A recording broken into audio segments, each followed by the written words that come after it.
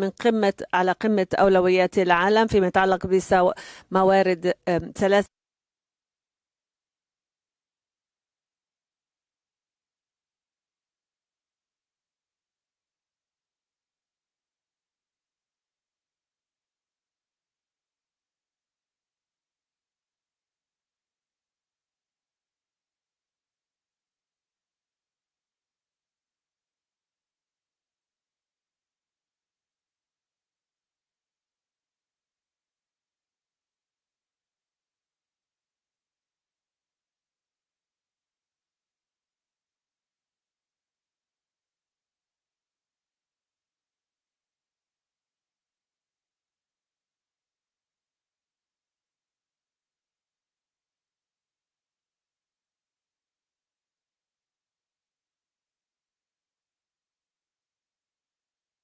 And it speaks to the importance of what Secretary Rubio and the team are working on to fix this critical minerals issue.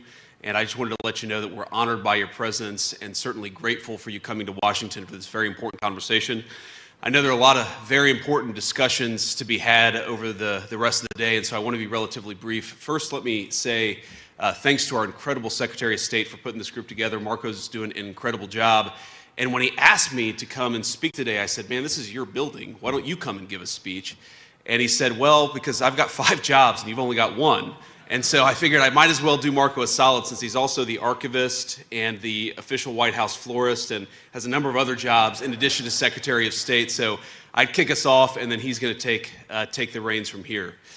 But let me just say a few things about what we're doing and why this matters. So I remember after our very wildly successful military operation in Venezuela, the President of the United States was talking with me and Marco and some of the other senior members of the cabinet. And he was talking just about how important it was that we ensured that the global economy had access to oil and gas many years in the future. And that, of course, is one of the reasons why we're interested in Venezuela is because it has such a critical importance in this all-important resource called oil. And as much as we talk about the modern economy, the digital economy, the high-tech economy, the president said something that was very, very important and I think should inform a lot of how we think about future growth, which is that as much as data centers and technology and all of these incredible things that we're all working on matter, fundamentally, you still have an economy that runs on real things. And there is no realer thing than oil. And I would add to that, there's no realer thing than critical minerals. And I think a lot of us have learned the hard way, in some ways, over the last year, how much our economies depend on these critical minerals. So every man and woman, I believe, in this room understands what we're confronting together today. And I say together, and that is very much something that is at the heart of Secretary Rubio's initiative, and as he said, at the heart of what we're trying to do all across the administration, is recognize that this is something where our alliances and our friendships can really help one another. We're all on the same team. We're all rowing in the same direction. I believe that in this room, we have close to 2/3 of the world's GDP represented, and so we have the capacity to make ourselves more independent, more self-reliant, and that's what we should be doing. Now, we know that today, the international market for critical minerals is failing. It's failing to create domestic markets or dignified jobs for our labor forces, and it's failing to keep our nation safe. Supply chains remain brittle and exceptionally concentrated. Asset and commodity prices are persistently depressed, driven downward by forces beyond any individual country's control. Now, how many times cumulatively have one of us or many of us in this room heard some variation of the story that I'm about to tell? A lithium mine, a gallium recovery center, you name it, is announced, sometimes with years in planning and financing nearly in place. Then overnight, foreign supply floods the market, the prices collapse, and investors pull out. The project stalls, and eventually the project dies on the vine. We've all seen it firsthand in all of our countries. And the result is a global market where consistent investment is nearly impossible, and it will stay that way so long as prices are erratic and unpredictable. And that's one of the things that we want to work on with this initiative. Let's make the prices more predictable and less erratic so that we can support the domestic supply chains and the investment that makes those supply chains possible. Now, across Europe, North America, there are dozens of mining and processing initiatives that have been suspended or completely abandoned because sustained price weakness makes financing impossible. Time after time, advanced economies with deep capital markets are finding that projects cannot clear costs. The same story plays out elsewhere around the world. In resource-rich developing economies, only a tiny fraction of global mining investment, including from nations, many of them in this room, is reaching the point of actual projects. We plan, we think about it, we even invest a little bit of money, we do the regulatory work, but so many of them die on the vine. Now, everyone knows that these deposits exist. We've mapped a whole lot of them, and we know they're ready to be mined and processed. But capital can't reach them so long as investors lack confidence that those markets are going to remain stable for long enough to justify the long-term commitment. That is the problem that we confront. And even here in the United States, even with all the incredible things that President Trump and the entire administration has done to eliminate permits, to open up the regulatory environment, we have private financing that we've secured, but even in some cases, even in the United States, some of these projects are struggling to attract investors. We see telltale signs of a market distorted beyond recognition, one that punishes strategic investment, one that punishes diversification, and one that punishes long-term planning. This is crazy. We should have the kind of global markets, the kind of domestic markets that reward long-term planning, that reward strategic thinking, and that's exactly what we're trying to do. Now, I think every single one of us represented in this room has become dependent on arrangements we did not choose, and right now, arrangements that we cannot control. We all face the same vulnerability: access to the things that protect our people and sustain our way of life. Everything from missile defense systems to energy infrastructure to advanced manufacturing to emerging technologies.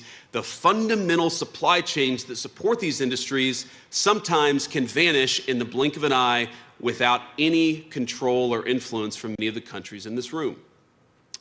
And we in the Trump administration believe it is the business of the government, of the people's government elected just over a year ago, to confront such problems, and that we want to confront them together. And I think that you're all here, at least I hope you're all here, because you all feel the exact same way. Now, our administration came into office last January, barely a year ago, with a clear mandate to reindustrialize the United States of America and return American workers to the center of our economic policy. And that is what we are doing. And I want to tell you just a little story about one of the very first meetings I had with our Secretary of Commerce and the Secretary of the Treasury, two great people, two great business leaders. And I remember saying, look, we have our views of the Biden administration. We're not particularly fans, as you may have guessed. But setting that to the side, surely the Biden administration put together a list of the critical industries, the critical technologies, the critical manufacturing facilities that are supported by these rare earth minerals, these critical minerals. We may think it's bad work. We may think the people who put it together weren't particularly wise, but surely that gives us some foundation to build on. And I was shocked when our Secretary of the Commerce and Secretary of the Treasury came back to me and said, actually, we have never done this. For the last 4 years, the Biden administration never sat down and tried to understand what are the critical deficiencies in world supply chains. That's crazy. It's insane that we ever got to this point. But in just 1 year, the President of the United States has struck dozens of deals to fix that problem. Domestic and foreign producers are both included in this, and we're trying to ensure durable, end-to-end supply chains for our country, but also for many of our friends.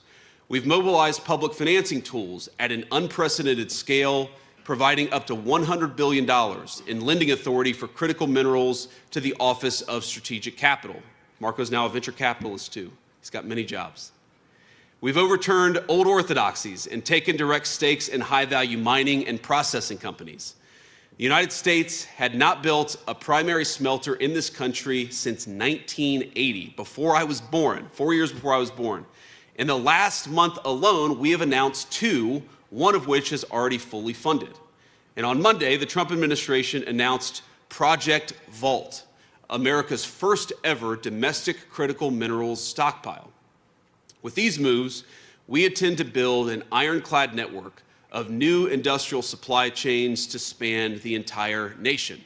We're going to create good-paying jobs, skilled jobs for the American labor force, and those people, those great workers, are going to be securing a new era of prosperity for American families, and I believe for many people all over the world.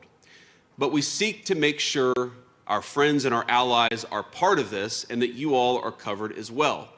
Our goal here, and the reason why we're doing this conference, is to align trade policy, development finance, and diplomatic engagement towards a shared strategic objective. And that objective is very simple: diversifying global supply in the critical minerals market while strengthening the partner countries who help all of us in this shared effort.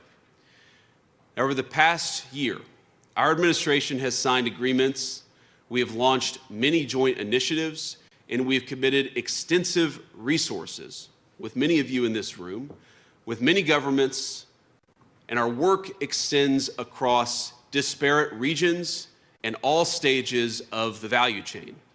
We've convened this ministerial in an effort to accelerate that shared work. So this morning, the Trump administration is proposing a concrete mechanism to return the global critical minerals market to a healthier, more competitive state. A preferential trade zone for critical minerals protected from external disruptions through enforceable price floors. We will establish reference prices for critical minerals at each stage of production, pricing that reflects real-world fair market value. And for members of the preferential zone, these reference prices will operate as a floor, maintained through adjustable tariffs to uphold pricing integrity. We want to eliminate that problem of people flooding into our markets with cheap critical minerals to undercut our domestic manufacturers, because we know, of course, that as soon as they've undercut our domestic makers, the domestic markers, they leave the market, and the people who undercut them then jack up the price to a completely unfair level. We're going to fix that problem. Together, we want members to form a trading bloc among allies and partners, one that guarantees American access to American industrial might while also expanding production across the entire zone. The benefits will be immediate and durable. Regardless of how much material flows into the global market, prices within the preferential trade zone will remain consistent. Over time, our goal within that zone is to create diverse centers of production, stable investment conditions, and supply chains that are immune to the kind of external disruptions that we've already talked about. For those of you who join, we offer you a necessary foundation for private financing and secure access to the critical mineral supplies your nation would require in an emergency or some other contingency. By regulating imports to preserve free and fair competition within the preferential trading zone, we will elevate our nation's miners and refiners, our investors and our producers alike. We are all on the same team, and we need to create the economic incentives that reward people for investing and building in our countries. Membership will be vital for developing economies seeking to expand mining capacity. And it'll be just as important for the advanced economies that rely on these materials to sustain their advanced industries, to sustain their growth and security. And I want to be clear with every person in this room. While we believe America's market is large enough to create its own critical minerals trading zone, this entire effort will be stronger and far more competitive if we build it together. So I'm pleased that so many of you here today have already signed on to this plan. Some of you have not. And for those not yet there, we hope that today's discussions we'll encourage you to finalize those agreements as quickly as possible. Now, I know you're going to be hearing from a lot of others in our administration, including our great Secretary of Rubio, I think really the greatest Secretary of State the United States has ever had, and other senior administrators in our team. And I know that Ambassador Greer, our great trade representative, will present further specifics about what he'll be negotiating, what we're calling the Agreement on Trade and Critical Minerals. Knowing Jameson, I know it will be a very productive session, and I know it will be a very detailed session. As all of you who know Jameson well, he is a guy who gets into the details because he knows that that's where the substance of an agreement can really be made. So I want to close, but before I do, let me just reiterate. We here, I think all of us, are friends. We've all spent many years describing this problem. Before I was ever in politics, I would hear politicians and global leaders talk about this problem. For too many of those years, we talked about it, but we refused to actually solve it. The framework before us is a change. It is a practical and enforceable approach to solving the problem, not just complaining about it. Many of you have helped us design it, and we're of course constructing it together in real time. So to those of you still on the fence, I say, let's move together. Before you is a chance to lead, to secure your nation's ability to build, to produce, to defend itself. What is before all of us is an opportunity at self-reliance, that we never have to rely on anybody else except for each other for the critical minerals necessary to sustain our industries and to sustain growth. So I propose that we come together and we shape a market worthy of the great men and women of our countries who depend on that market. Again, I want to thank you all for being here. I'm honored by your presence. The President sends his very best regards, and I look forward to everything that we're going to accomplish together. God bless you all and have fun today.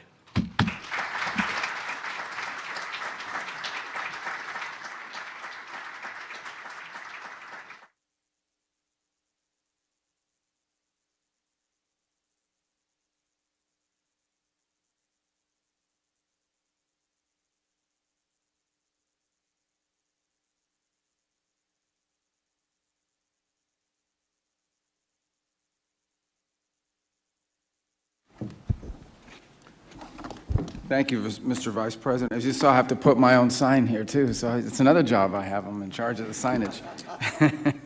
No, thank you all for joining us. I can tell you how honored we truly are that all of you would make the trip to be a part of this on such an important topic.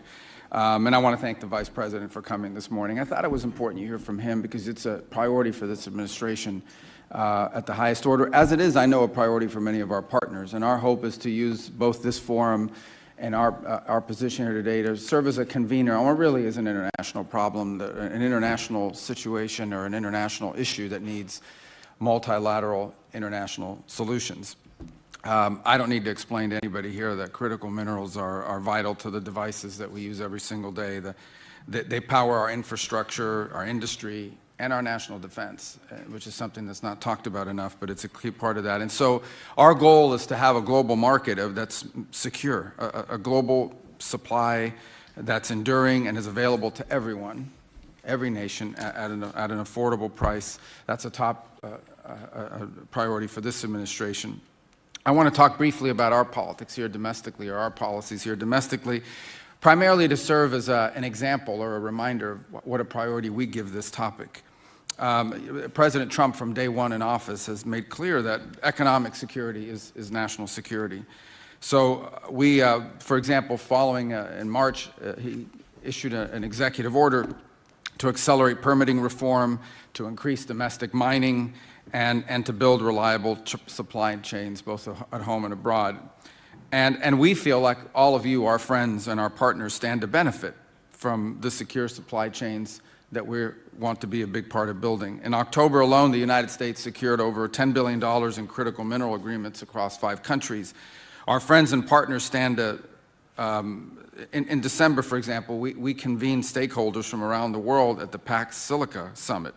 And thank you, Jacob, for doing that. It's launching a partnership dedicated to building a resilient silicone supply chain capable of powering a new era of global prosperity. packed silica and artificial intelligence may be the future, still the future will never come to pass. None of these things are going to be possible unless we rebuild the factories and reopen the mines upon which these technologies depend. And I want to use a case in point from our own history to highlight this. The United States used to produce its own critical minerals and derivative products like rare earth magnets. Back in 1949, miners in Mountain Pass, California, discovered one of the world's richest mineral deposits. By 1952, the United States, we were mining rare earths there, and that discovery sparked a revolution. American scientists and engineers, alongside innovators from many of the countries that are here today, rushed to discover new applications for these minerals. And with these new technologies, ushered in the jet age, we ushered in the space age, we ushered in the computer age. And then we became blinded by the potential of the technologies those metals enabled, but we neglected their importance. Mining is less glamorous than building computers. It's less glamorous than building cars or airplanes. But building computers and cars and airplanes is less glamorous than designing them. As we embraced what was new and glamorous, we outsourced what seemed old and unfashionable. We allowed, for example, Mountain Pass, and with it most of America's critical mineral industry, to wither and to die so that we could focus on manufacturing. Then we outsourced the manufacturing. And I know this is a story I'm telling, but it's a story many of the advanced economies represented here today understand well. We outsourced the manufacturing so we could focus on designing these goods. And then one day we woke up and we realized we had outsourced our economic security and our very future. We were at the mercy of whoever controlled supply chains for these minerals. So my hope is that we are gathered here today as the first but important step to rectifying this mistake, to bring together our collective talent for innovation where our advantage over rivals is only grown, and to apply it to bringing back manufacturing and reopening mines here in the United States, but also in all the partner nations represented here today. I think it's interesting that about 50 years ago, actually in this very room, ministers from around the world joined then Secretary of State Henry Kissinger for the Washington Energy Conference. That meeting took place during a moment where global energy supplies were concentrated, where markets were distorted, and access to a single critical resource, at that time, of course, being oil, had become a tool of political pressure. That is the world 50 years ago. That meeting led directly to the creation of the International Energy Agency to coordinate among like-minded partners and secure access to energy commodities.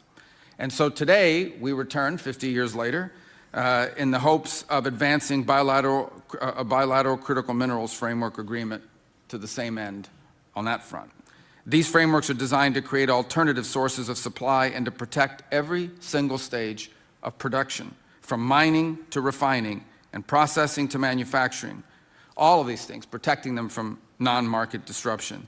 They will provide platforms for coordinating policies that ensure all of our citizens can enjoy abundant and affordable access to these critical minerals. And so we stand ready and intend to work with each country here today to find a specialized role that you can play. If you don't have minerals, you can help refine them. And if the countries gathered here include the largest consumers of critical mineral products, who together have the buying power, collectively, have the buying power to build a more resilient and diverse global market. Everyone here has a role to play, and that's why we're so grateful for you coming and being a part of this gathering that I hope will lead to not just more gatherings, but action. The United States stands ready alongside each of you as we enter this new age of shared prosperity and security. And I want to end by saying that while we intend to play a key role and an important role and to use the size and influence of our markets to drive this, this is an international, multilateral effort, and it only works. You can only have diversity and choice in these markets if it is broadly adopted across multiple countries. So this initiative here today may be one that started with us, but this is not solely an American initiative. This must be an international, global initiative with like-minded countries who all have one thing in common. We want to see a diverse supply of critical minerals and a secure and resilient supply chains across the world so all of our economies can prosper without ever having these things be susceptible, at worst case scenario, being used as leverage against us, or any other disruption that could come to the market that would undermine our collective economic security. So thank you all for being a part of this today. We appreciate it very much. Let me now turn, as we'll begin our program here. I think I'm going to, Minister Hori, I think you're going to start off. So thank you very much for being here today. Thank you all for being a part of this today. Thank you very much. Mr. Secretary, Your Excellencies and distinguished guests, I am Yuel Hori, State Minister for Foreign Affairs of Japan.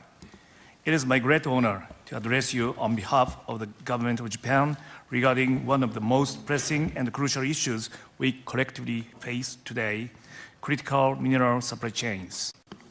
May I begin with thanking our host. I'd like to express my sincere appreciation for the decisive leadership of the United States in convening today's critical minerals ministerial meeting. I first would like to echo the remarks by Vice President Vance and Secretary Rubio. Japan shares a deep sense of concern and urgency about the risk of disruptions to critical mineral supply chains. Sitting at the very upstream end of supply chains and being used across a wide range of industries, critical minerals and its stable supply is indispensable to the sustainable development of the global economy. That is precisely why Japan, under Prime Minister Takaichi's leadership, has redoubled its efforts to diversify sources of supply for critical minerals. Recently, Japan designated critical minerals as one of the priority areas under the new initiative of promoting bold strategic investment to enhance Japan's resilience and achieve robust economic growth. Amid rising geopolitical risks, Japan will accelerate efforts to secure upstream sources. At the same time, we will take flexible measures downstream, such as diversifying procurement sources in cooperation with like-minded partners who are here today. In fact, in recent years, we have already witnessed first-hand supply chain disruptions. Even in recent months, this challenge has become further deteriorated. Against such backdrop, we have come to understand that we are in the same boat, as any supply chain disruption would bring significant impact on the global economy. We should work together to address this challenge. To prevent such supply chain disruptions, the key is to diversify supply sources, including the refining and processing of geographically concentrated critical minerals.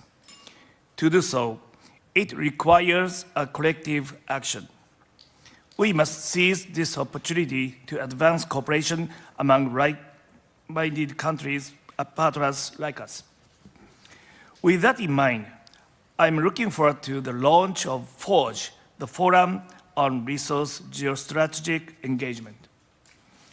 In the next session, Japan strongly believes that FORGE will become an important venue and a vehicle for us to focus on supply chain diversification and ensure policy coordination.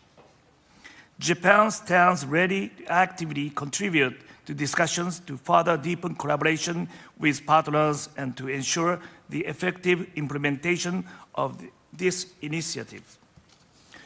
So, how we should move forward from here? On the supply side, diversification is essential. Diversity, as opposed to concentration, is what makes us resilient.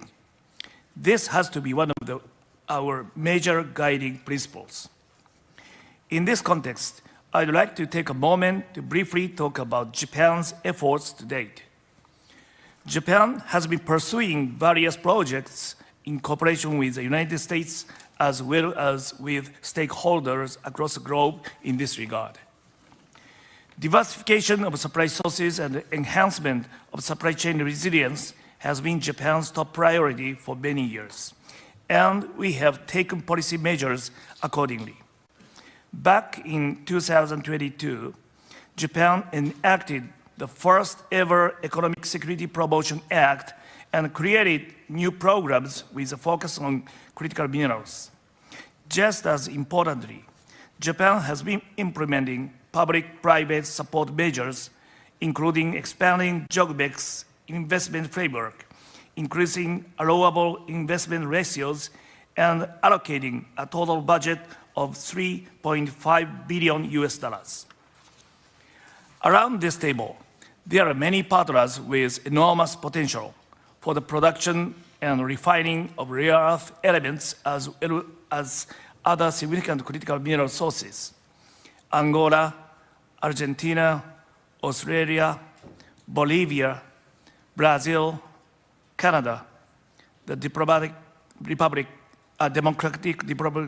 of the Congo, France. Well, the list goes on and on. Japan is determined to seek robust partnership with you all. As geopolitical risks continue to rise, we will redouble our efforts to secure alternative supply sources and to build more resilient, reliable, and secure global supply chains. Diversity only comes from a collective action. No single country can overcome fragility of critical mineral supply and over-dependence on specific countries on its own. With the launch of FORGE, now it is time for action. On the demand side, it is imperative that we avoid the situation in which critical minerals and their derivatives produced through non-market-based policies or practices crowd out products with distorted price competitiveness and unfairly monopolize the global market. Japan will engage in discussions with like-minded countries, including the United States, the European Union, and others present here in a positive and constructive manner, and will work to build an effective mechanism with industrial engagement. In this regard, Japan highly appreciates the US for its decisive leadership. Distinguished colleagues, as we gather today, we are clear-eyed about what our mission is and what our challenges are. Together, we can build on our advantages and make our critical mineral supply chains more resilient. Japan has an unwavering determination to work with you as your trusted partner. On every aspect, demand and supply, mining and refining, upstream and downstream, Japan is ready to enhance coordination and collaboration with you all. Together, let's make a meaningful difference. In closing, I thank you for your kind attention. I very much look forward to the discussion today. Thank you so much.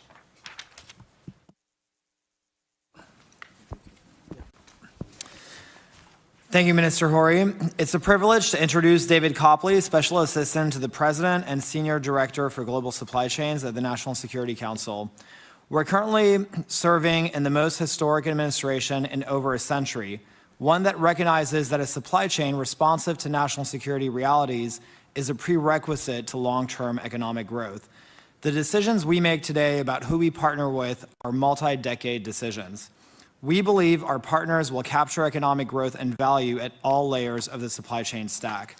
The AI revolution we're living through is leading to record historic demand for everything, from copper to cobalt, nickel, zinc, aluminum, silicon, and virtually every element on the periodic table. We're also seeing surging demand for products downstream of the supply chain, including manufactured products like smartphone, chips, telecom infrastructure, industrial robots, machinery, and much more. My friends, the pie is rapidly expanding, and the United States accounts for 30% of global consumption. So we're taking steps to narrow the gap between what we produce and what we consume. But in order to merely keep a pace with global demand, in the US and abroad, we need to surge production capacity at home as well as in partner countries. David sits at the very center of this mission. His work is foundational to the strategic resilience of our country. He is tasked with the monumental challenge of de-risking our critical mineral dependencies, ensuring that the United States and our allies remain unassailable in the face of systemic competition.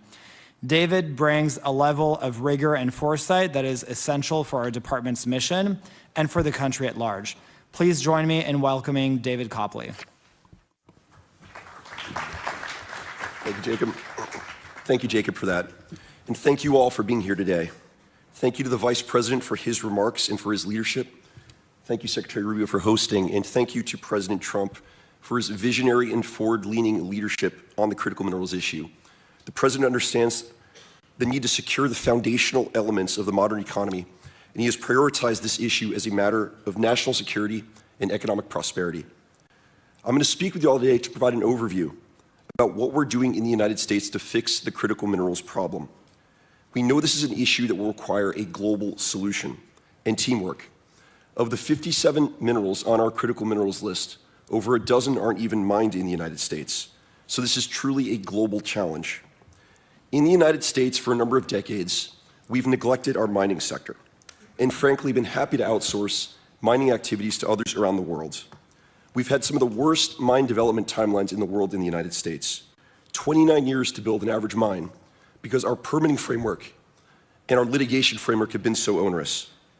Mining in the United States has been perceived as a dirty old world industry. So we haven't had enough young people choosing mining as a career. And we only graduate something like 200 to 250 mining engineers annually. Not good for a country of 340 million people facing a critical problem. But I'm proud to say that under President Trump's leadership, we in the United States have done a complete 180 and again made mining a priority industry for our national development. Because as all of you hopefully understand, minerals are the elemental building blocks of everything we need for our manufacturing sector as we reindustrialize our country. So what are we doing in the United States to fix the problem? Broadly, 4 key initiatives.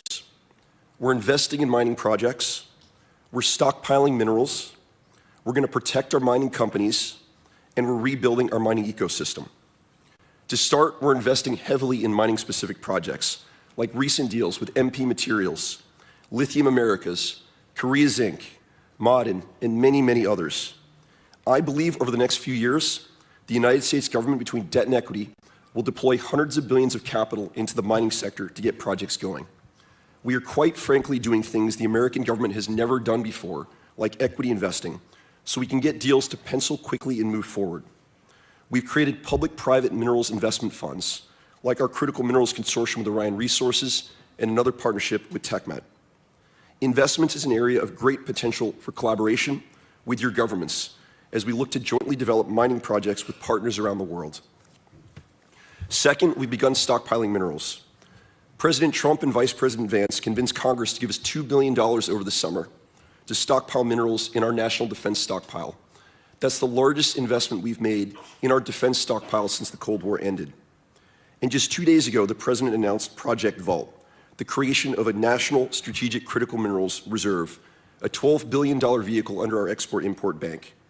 This is the first time in the history of the United States we've ever stockpiled minerals for our civilian economy, to protect our commercial industry and insulate them from the painful effects of supply shocks.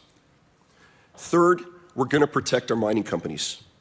We know the mining industry has a problem with commodity pricing caused by strategic dumping and overproduction.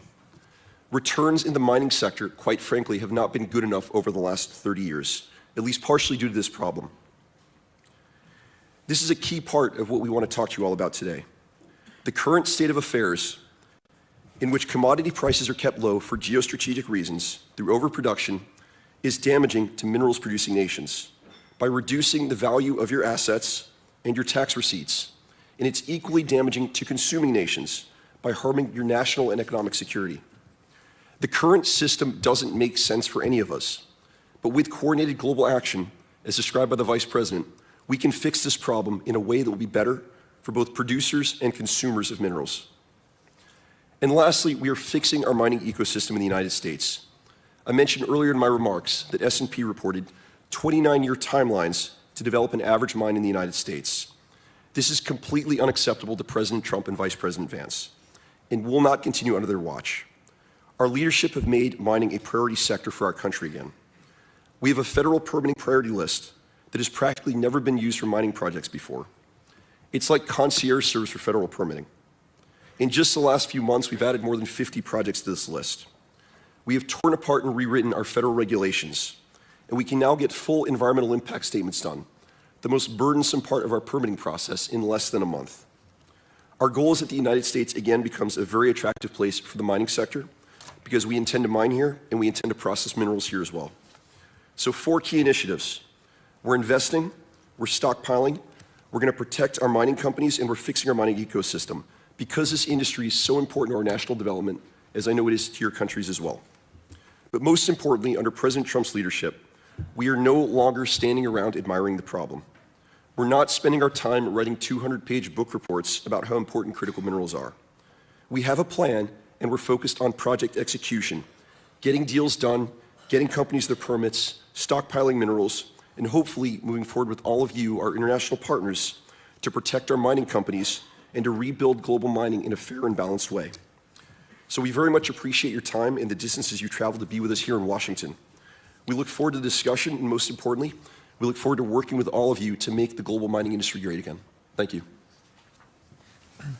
Thank you, Secretary Rubio, for your truly historic leadership on this critical issue. And thank you, State Minister Hori and Senior Director Copley, for kicking off our ministerial. I would like to ask press to depart the room before we begin plenary session 1. Thank you.